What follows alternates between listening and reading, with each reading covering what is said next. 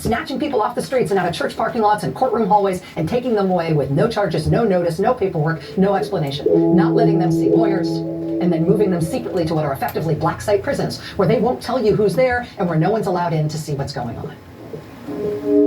Right? And that kind of a cartoon caricature of an authoritarian country, the one you might have imagined in melodramatic and cinematic terms ever before we got here, you would expect, right, that you'd have a scapegoated minority group, blamed for all things, in our case, immigrants, right? And the new extraordinary powers and shows of force by the secret police, among other things, all these extraordinary powers and shows of force will be framed as necessary to stop this terrible internal enemy, right? Frame everything as immigration enforcement. Because for immigration enforcement, not only is all force justified, but maximum force is preferred. And they're trying to make it into a national entertainment to threaten to feed immigrants to alligators in South Florida. Right? Making them eat off dishes on the floor, like they're dogs. The Chrome Detention Center in Florida. They want us to like that, right? The Republican Party wants to sell t-shirts about that. And if you think it's only about immigrants, take the president's own word for it when he says the homegrowns are next. And then he starts musing publicly about which Americans he intends to strip of their citizenship.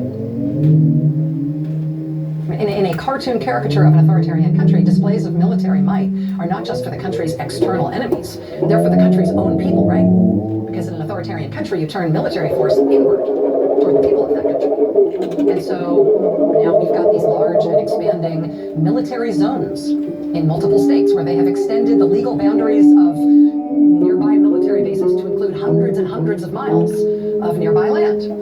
So they can give active duty U.S. troops the power to arrest and search people on U.S. soil. They're now doing that over hundreds of miles of territory in multiple states. Both The Intercept and the New Republic in the last couple of days have had new reporting about Trump administration plans to permanently integrate the active duty U.S. military into, of course, immigration enforcement. So we will have our own U.S. military troops mobilized on U.S. soil. U.S. military force turn inward on us in an ongoing and permanent way. For immigration enforcement, right? And, like they tried in LA, to put down protests against the government. Because those protests relate to immigration enforcement. What else do you think of when you think of authoritarian countries? I mean, in the worst case, you think of death camps. We don't have those. What we do have are black site prison camps, including huge new ones that are designed to hold thousands of people. The biggest ones we've yet had have just been bidded out to contractors for construction, and they're building them now on U.S. military bases. And they say they want states to build them all over the country. In the cartoon caricature of an authoritarian state, there's secret police, there's prison camps, there's the scapegoated enemy on whom all things must be blamed, and against whom all things are justified. Yeah, I mean, there's nothing to disagree with.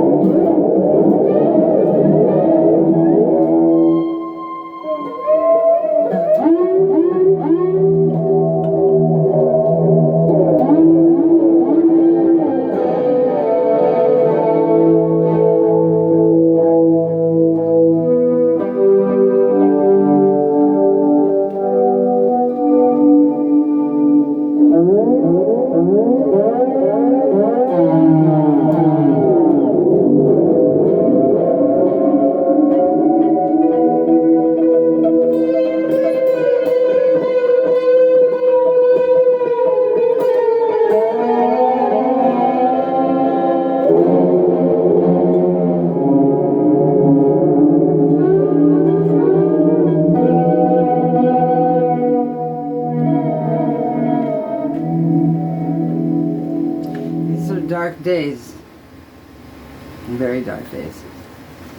And I'm a little frightened. So, everybody have a nice night.